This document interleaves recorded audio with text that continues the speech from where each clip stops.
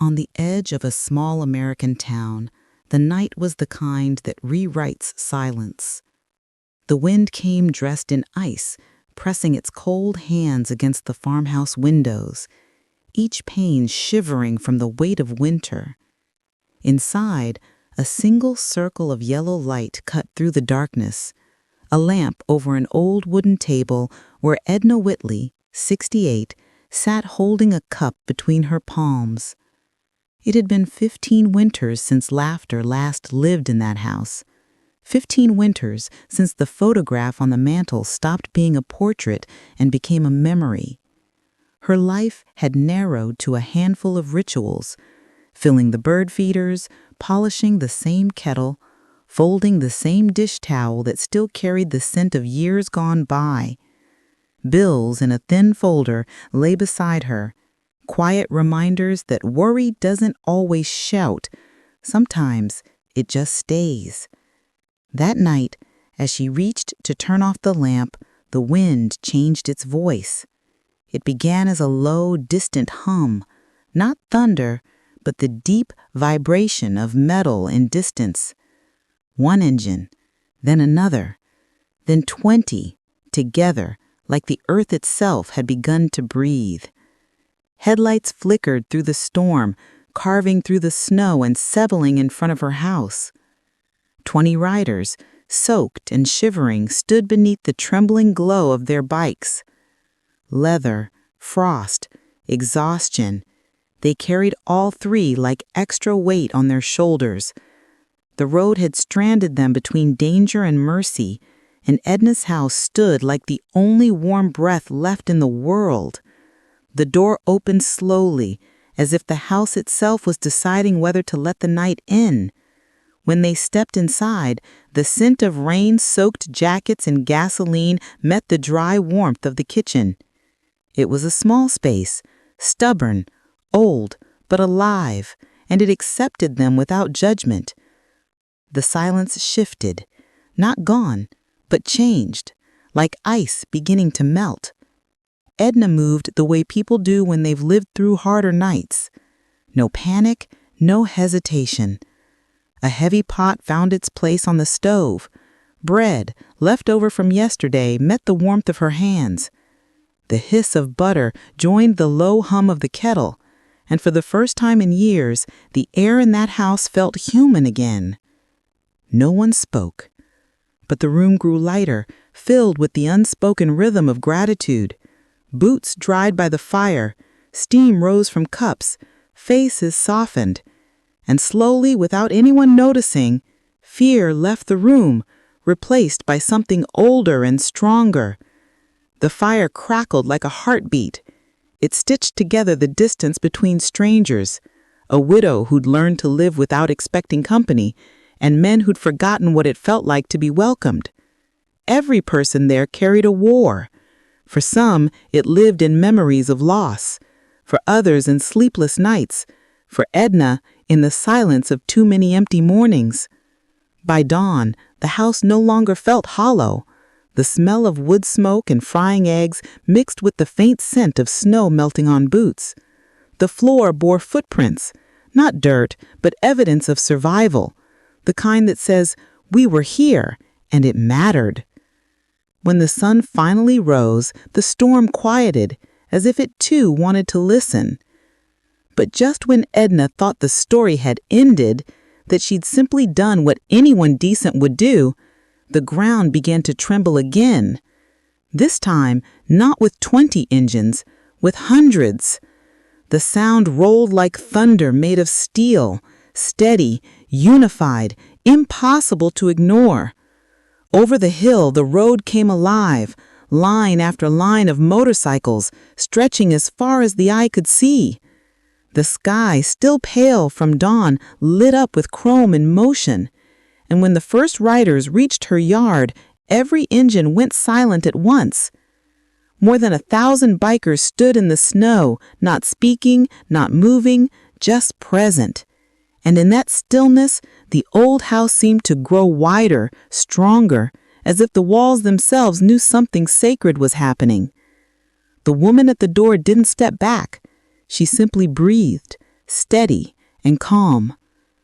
They hadn't come to frighten her. They'd come to thank her in the only way they knew how. What followed wasn't noise, but grace. Trucks appeared, heavy with supplies, lumber, shingles, tools, food. Hands that once broke things began to fix them. By afternoon, the roof was new. The windows held their breath no more. The cupboards filled not with wealth, but with peace. By midday, her house stood firm again, and as she looked at it, solid, warm, alive, she realized something. The world still knows how to repay kindness. It just needs someone to remind it how. When the last engine disappeared beyond the hills, silence returned. But it wasn't empty anymore. It was a silence with weight, with meaning. The air smelled of wood, sawdust, and fresh paint. The scent of things repaired, not new. Edna stood on the porch, watching the final tail lights vanish into the pale light of morning, and felt something inside her shift. For 15 years, her life had been measured in bills, chores, and weather reports. Now, it was measured in something different. Gratitude, warmth, and an odd sense of belonging. The world had widened again. In town, her story traveled faster than the winter wind. People who had barely known her name now spoke of her with admiration or disbelief, or both. Some called her brave, others foolish. But everyone agreed on one thing: what she did mattered. A local newspaper printed a small column about it. During last week's blizzard, local widow Edna Whitley opened her home to 20 stranded bikers. The next morning, hundreds of their fellow riders arrived to rebuild her farmhouse and repay her kindness. Representatives of the group declined to comment. For most, it was just a passing story. For Edna, it became the line between before and after. A few days later, she found a wooden box on her doorstep. No address, no name, just the faint stamp of a winged emblem, Brothers of the Wind. Inside were 3 items: a small leather bracelet engraved with the word respect, a letter written in blocky, steady handwriting, and a photograph, her farmhouse, bright and whole again, surrounded by the people who had made it so. The letter was short. Sometimes home is the place where people stop being afraid. She read it again and again. Each time, the words changed. At first, they sounded like gratitude, then like a promise. And for the first time in years, the house no longer echoed with loss. It hummed with life. Edna's days took on a new rhythm. She woke before sunrise. She made 2 cups of coffee instead of 1. She left the hallway light on at night, not from fear, but from hope. Soon the farmhouse became a quiet landmark. Travelers stopped by, drawn by rumor more than direction. Some needed food. Some needed silence. And Edna gave both, without asking names or reasons. They began leaving small things behind: a book, a coffee mug, a token from a road that no longer called to them. Each object became part of the house, a growing collection of gratitude. One day, in one of the toolboxes left by the bikers, she found a metal tag with faded numbers. Not random, but familiar, like a date. On the back, a name: Tom H. She didn't know who he was, but she kept it in a jar of coffee beans as if the scent of warmth could keep his memory safe. Weeks passed, and then, early one morning, two bikers appeared on the horizon. They didn't approach. They stopped by the gate, their engines purring quietly, respectful. After a moment, one of them placed something on the snow and rode away. When the sound faded, Edna stepped outside. There, resting in the frost, was a silver horseshoe and a note that read, "We remember." She held the horseshoe against her chest. It was cold, but it carried a heat that didn't fade. For years, she had mistaken memory for pain. Now she understood. Memory isn't a wound. It's proof that what we did mattered. That night, her house glowed like a lantern in the dark, and for the first time in 15 winters, she didn't feel alone. Not because someone was coming, but because she finally believed that someone always could. 2 quiet weeks passed. The snow began to thin, and the days stretched longer, softer. Life around the farmhouse had found its rhythm again, not the tired rhythm of survival, but something steadier, warmer. The air was no longer filled with waiting. It carried calm. One morning, when Edna opened her mailbox, she found a single envelope among the usual bills and flyers. No return address, just her name, Edna. The handwriting was uneven but confident, the kind of writing that comes from a life spent on the road. Inside was a sheet of old paper, creased and faintly smelling of gasoline and smoke. You may never read this, but if you are, it means we did something right. My name is Tom. I was one of the men you let into your home that night. I didn't speak then because I didn't know how. I'd been gone for too long and life had made me rough around the edges. I'd stopped believing that kindness could still exist, the kind that asks for nothing in return. But you changed that. That night, you reminded me of my mother. I hadn't seen her in 15 years. I couldn't face her after the choices I'd made.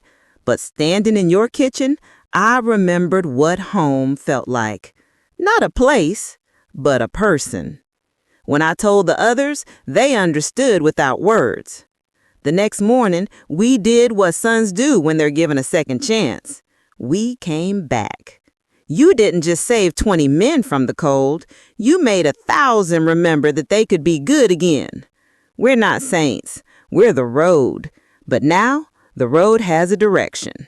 If you ever need us, your mailman knows where to send the word. At the bottom, another hand had added a few words. On behalf of the Brothers of the Wind, the road remembers its angels. Edna read the letters slowly, the way one touches something fragile. Her fingers trembled, not from fear, but from the weight of being seen. For so long, her house had been filled with silence. Now, it was filled with echoes of gratitude, the kind that doesn't fade when you stop reading. She placed the letter on the mantel beside her husband's photograph, not because Tom replaced him, but because both were now part of the same quiet truth. People who did one good thing and changed more lives than they ever knew. The next morning, a small postal truck rolled up the drive.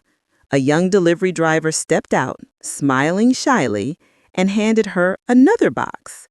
The shipping label said only, "Paid in advance." Inside was a small metal plaque, carefully engraved, "Here, kindness found shelter."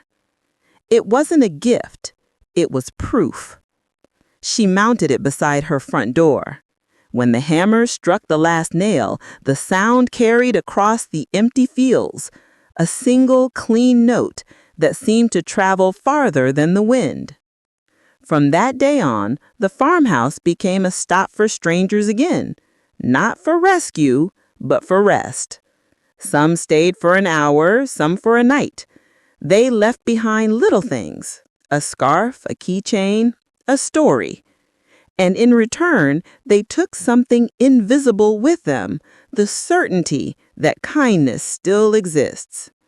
In the evenings, when the fire glowed against the old stone hearth, Edna would sometimes look at the plaque and think, maybe life's purpose isn't to find someone or something, but to become the kind of place others can find. Spring came quietly. The snow melted in soft streams, leaving behind puddles that reflected memories instead of clouds.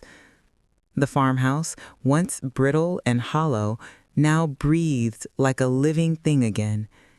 Edna moved slower but lighter, as though each morning she shed a layer of the years that had weighed her down. The townspeople had stopped whispering about her. Now they simply smiled when they passed. Everyone knew the house by its new name, the Turnhouse, the home that always had a light on, even through the darkest nights. There was always the smell of coffee, the warmth of bread, and a blanket waiting near the door. For travelers who had lost their way, it had quietly become a promise. Edna no longer counted her days by loneliness, but by stories. Each guest left something behind: a worn pair of boots, a photograph from a forgotten year, a single coin placed on the window ledge, as if to say, "Thank you for reminding me that kindness still lives here." One misty morning, another small group of riders came. Not loud, not wild, younger faces, gentler hands, quiet engines that purred instead of roared. They didn't stay long.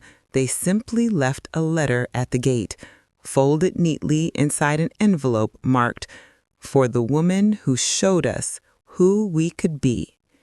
Inside was a short note. "Tom is gone now, but he never stopped talking about that night.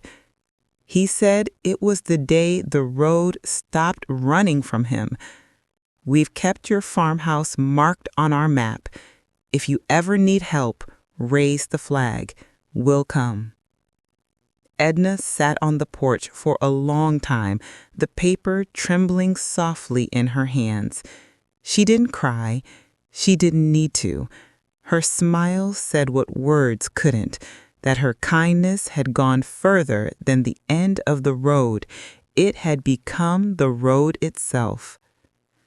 That week, she hung a small flag outside her porch, not as a signal for help, but as a memory, white, with a single silver stripe, like a quiet road stretching into forever. The wind touched it gently, carrying it out across the fields.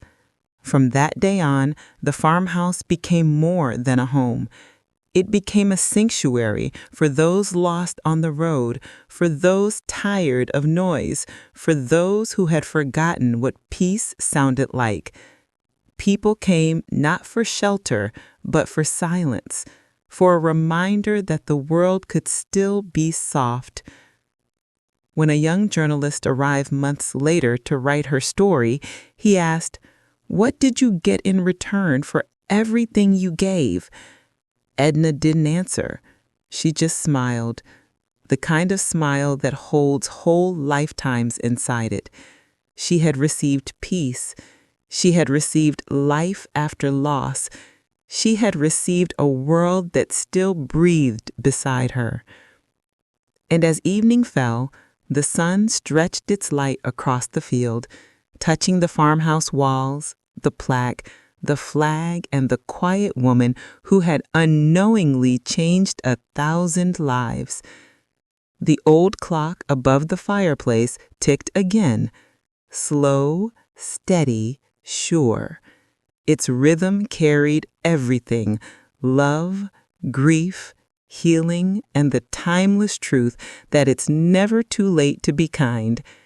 And somewhere far beyond the hills, the distant echo of engines rolled through the wind. Not a roar, not a storm, just music, the kind that sounds like gratitude and feels like home.